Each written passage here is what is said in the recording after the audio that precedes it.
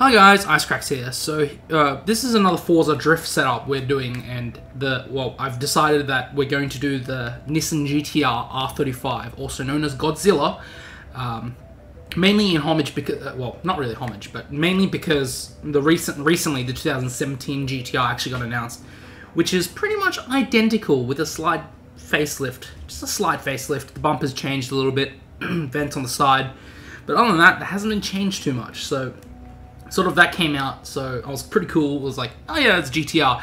But one thing I did always want to do, one thing I always wanted to do is to do an R35 R35 drift setup, as there was, I just like Nissans, so yeah. Well, you can sort of tell because I've done the R32 Sylvia, and I think 370 as well. So gotta do the most recent Godzilla.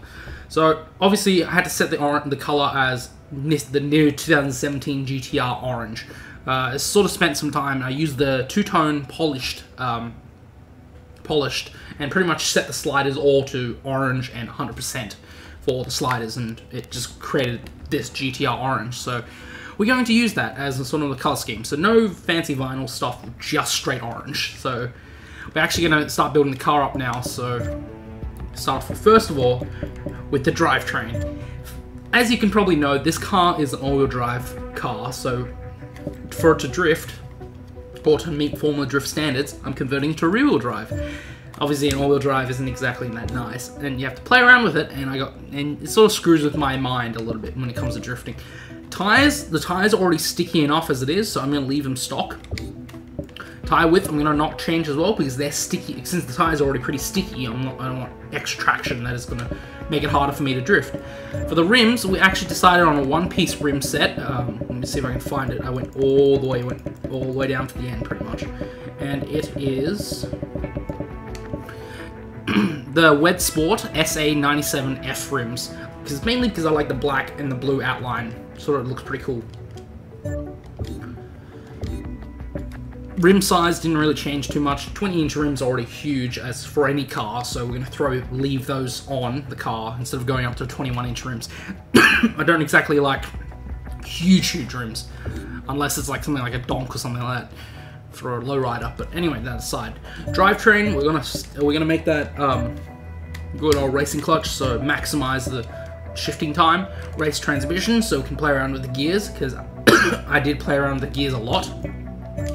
Driveline, we're going to have race driveline, differential, and of course you need it because you need the tires to be sort of locking up every now and then so you can drift the car. So you want the power to go, you can't really have one tire fire with a drift car, so you gotta have a race differential. Well, this car already comes with a differential.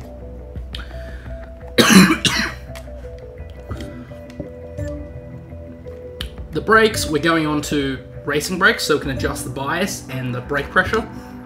Suspension, of course, you always want the good suspension because you can tweak the suspension settings and things like that. Anti-roll bars, we're going to be able to tweak that as well. Rear anti-roll bars, exactly the same thing. Roll cage, because I'm going to throw that in for rigidity. Just because when you're drifting a drift car, body's gonna twist and roll and stuff like that. So you want the car to be rigid as possible. And also, obviously this doesn't apply to Forza, but it applies to real life. If you roll over, it's going to keep the car intact. And weight reduction, bro, because weight reduction is all key to making a car drift. And since it's running the VR38 DETT motor that is hand-built by 5 people at Nissan, there's already a lot of power to be going around for this engine, so all we really need to do is to upgrade the camshaft to increase the rev range of the engine.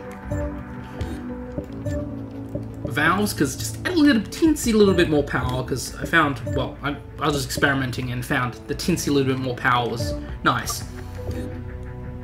And valve, and pistons. Actually, no, we didn't need displacement. Sorry, we don't need displacement. We don't need that much power. So we want cams, valves, and pistons. They're the ones you want. And then obviously you want flywheel, so you can increase that the throttle response time. You want to get the power on as soon as possible. Because you're drifting a car. What do you think?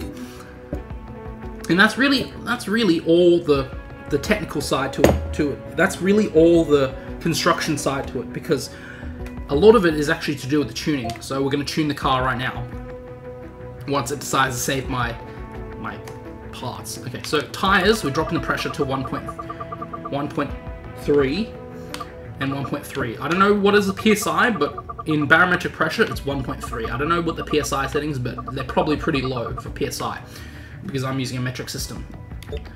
Gear setup, we want 3.4. If I can find it, 3.55. These are really weird gear setups, aren't they? I found out, like, just in general for drifting, you have the weirdest gear setups for at least for my style of drifting. I don't know about everyone else's personal taste, but I find these weird gear setups seem to work for me for some weird reason. I don't know. And yeah, so you have 3.4, 3.55, 2.3, 1.55, 1.18, 0.93, and 0.78. It's a weird gear ratio. It sort of works, but I usually extend the third and fourth gears to make them a little bit have a bigger rev range. The camber, obviously, want to have 2 degrees. Like, I'd rarely ever go past negative 2 degrees camber, and rear tires negative 1.5 degrees camber. For the toe, we want 5.5 degrees toe out and negative 5 degrees toe in for the rear. And the caster, you want 5.7 because I don't know. I don't exactly really know what caster is, but it seems that 5.7 is a sweet number for drifting, basically. For the anti-roll bars, we want to soften them a lot. Definitely soften them a lot to 11.61 and 15.31. If I can find the number. There it is. Suspension, I did find initially when I experimented that 111 kilogram per square millimeter, whatever it is, was a bit too soft, and the car actually squatted as I started accelerating because it just was too much power for the suspension. So actually, this is actually not normal for me for having a suspension set up that's a little bit stiffer than 111, but in this case, the car tends to squat whenever it's too soft, and just squats, and it just throws the whole car off balance, pretty much. Makes the whole rear end just sort of going. Does some weird stuff, basically. It did some weird stuff, so I had to stiffen the suspension a little bit, so it didn't squat. The dampening, you want 4.1 and 4.1 just across the whole thing, because you want the tires to be able to take in the bumps when you go and drifting around corners. You don't want to hit a bump and just go spinning off course. So you want to soften them a little bit and make sure you can actually hit the curbs and stuff without spinning out. Though usually the curbs still spin you out regardless, because the curbs are pretty OP.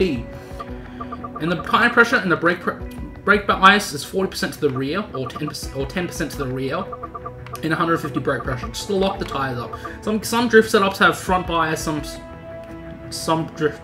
Usually they have a high brake pressure because they can lock up the rear tires. And the differential for some weird reason always defaults to 175 when you convert a all-wheel drive to a rear-wheel drive. So we're going to set it to the typical 80-60 ratio, as 80-60 is a very nice setup, and obviously when you get on the power, it can drift. So let's just apply the settings. So there's the tune setup. So we're going to take it for a bit of a thrash around a test track. So I'm feeling. Actually, some of these tracks I haven't drifted for a very long time, so I'm feeling good old. Can't decide really. I really don't know what I'm feeling, to be honest. All these tracks I've drifted for a while. I think I might thrash it around good old Bernese Alps, because I haven't been up to the Alps for a while, up to the snow yet. Well, I haven't been to the snow for a while, so why not? So here we are at Bernese Alps, so we're going to take it for a thrashing. First of all, we're going to heat up the tires. The car doesn't squat as much, but it still sort of squats. But it's enough squatting to able to maintain drift. Because you want a bit of softer suspension for drifting. Get a bit of traction. Most drift cars tend to have really, really low brake pressure, tire pressure, and very soft suspension.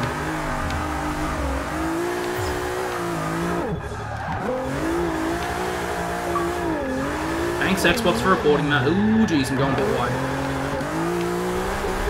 I feel also third gear is like the all-purpose gear, while fourth gear is just only if you need a little bit more speed to get around the corner. Say some of these big wide sections. this car is actually quite a beauty to drift, I must say. It's probably better than some other cars I've tried drifting, like MX-5s and stuff are not easy because they have a very short wheelbase. But I definitely say this thing drifts like a dream. Probably not as much as my Sylvia though, but the Sylvia is more of an advanced car, I think.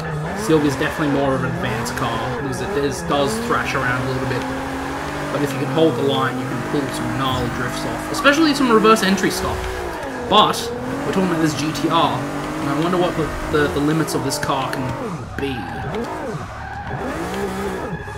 I've never really taken this. Oh, this is actually probably the second time I've drifted this car because I set it up, I did a bit of testing, and then I was like, yeah, that seems pretty good, let's just thrash it around, let's just make the video. So I was like, yeah, so this is actually pretty new to me, and it's already drifting like a dream, so I'm thinking that everyone else should be able to pick up this setup very easily. And, well, GTR and a Godzilla is like amazing to look at, so why not? I do like Nissans a lot, the styling and stuff, and just the design principles is nice. I don't know, I'm a big Nissan fanboy. Plus, I'm just a Japanese car fanboy in general. That's why you see a lot of Japanese cars in my playlist. Because I'm a big Japanese car fanboy. Even though I did throw in some Euros, I might actually do some crazy Euro cars next, I think. Oh, wall tap. Oh, I just wrecked the... Oh, it actually didn't take too much damage, just scratched the paint in the back. My rear light still works, but I wall tapped. Though it was a pretty nasty wall tap. I just thought, yep, bang. I'm gonna actually take it around for a second lap. I'm feeling like a second lap. So yeah. So I haven't been doing a lot of Forza videos lately because I've been preoccupied with a lot of Division and Fallout content. So hopefully this should be a refresher for my channel, making some new Forza content every now and then. But also there's some more Halo stuff coming up. I think I probably will have some more Halo stuff coming up soon because I need to get back on the saddle for Halo as well. Because I haven't touched it for the March season of Road to Onyx. I haven't touched March season, and the March season's pretty much almost over. So I don't know how far I can actually get on SWAT. Oh jeez, I just went into the wall real hard. Wow, that would have been the car totaled, but oh, it's Forza. The physics is not that great. It's a great game. It's a great mix between arcade and realism. But anyway, so I'm gonna get back on the Halo. Oh, that's the first time I spawn. Yep, I spawned. But yeah, I gotta get back on the Halo train because I haven't played Halo in months. I just lost the headlight. Damn it. It's cool. It looked cool with the headlights on, but I lost the headlight. But yeah, I haven't been on the Halo train for a while, so I really need to get back onto that. Season's almost ended for March. I need to at least qualify for SWAT, I think. I actually qualified for Arena early on in the month, and then I just stopped playing Halo because I got preoccupied with new games and new content they got released. So I gotta get back onto that first of all, and maybe there'll be more Division footage when that occurs, when there's more Division content, because I don't know if it's actually worth playing the Division because all that's really left is the Dark Zone, and even though they recently rebalanced the Dark Zone content. Oh, I'm gonna tap the wall. Yeah, I tapped the wall, but that's alright. But yeah, it recently rebalanced Dark Zone, but still, I don't really have a dedicated team per se. Like, I don't really have a dedicated team to go into the Dark Zone with me. Unfortunately, most of my friends don't actually have the Division on PC, or they have the Division on other systems, which is sort of cool, but it's sort of sad that I'm sort of by myself on PC. And also, but there will be definitely more Siege footage. Talking about another Ubisoft game actually coming up. There will be actually more Rainbow Six Siege gameplay coming up because I've been getting more back into Siege actually a lot. Because whenever I record the gameplays, it's really only when my friends are really on playing Siege, and I'm like, yeah, I'll jump on and play a game of Siege or something, play like 2 hours or so of Siege, and then just stop. So, and then just not play it. But recently I've been getting back on playing Siege, solo queuing, getting a little bit better and stuff like that. So yeah, it looks pretty. So hopefully there should be more Siege content, more Halo content. Also Ghost Meridian. Ghost Meridian is another thing I might talk about. I'm going to talk about it in another video, probably another Halo video. The Division, hopefully, with more content in the future, and just Forza. That's it. So let's hope I can get back on the saddle for those games. So yeah. But I hope you guys enjoyed the drift setup. This sort of tribute to the new GTR, 2017 GTR. The drift build should be up in my file share. It should be called R35 Drift, I think. You should just look up my gamer tag, Icecracks. You should be able to find it there, or if you can just watch this video and just build the car and tweak it for yourself. So I hope you guys enjoy the drift video. Icecracks out.